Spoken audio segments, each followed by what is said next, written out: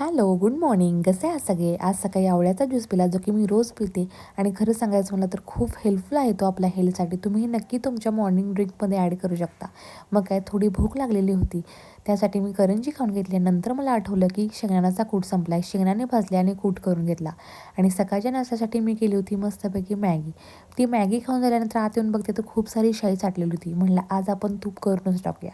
मग काय, मिक्सरवरती लोणी काढलं आणि मस्तपैकी तूप कडवलं. खरंच खूप छान आलेली होती क्वांटिटी. मग काय, संध्याकाळच्या जेवणामध्ये मी त्याच तुपाची धारच टाकून मटण हैदराबादी बिर्याणी केलेली होती. मग काय, 15 मिनटं त्याला दम दिला आणि खरंच खूप छान झाली होती. आणि हे माझं काम मी कधीच चुकत नाही आणि नॉनव्हेज जर असलं तर कधीच नाही.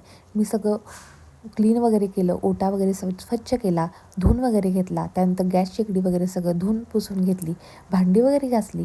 बाय द वे, तुम्हाला माझे व्हिडिओज कसे वाटतात आणि काय प्रॉब्लेम असेल किंवा काय माझं चुकत असेल तर नक्की मला कमेंट करून सांगा. नक्कीच मी सुधारण्याचा प्रयत्न करेन आणि तुम्हाला काही नवीन माझ्याकडून व्हिडिओज हवे असतील तरी पण मला कमेंट करा. मी नक्कीच तुमच्यासोबत शेअर करेन.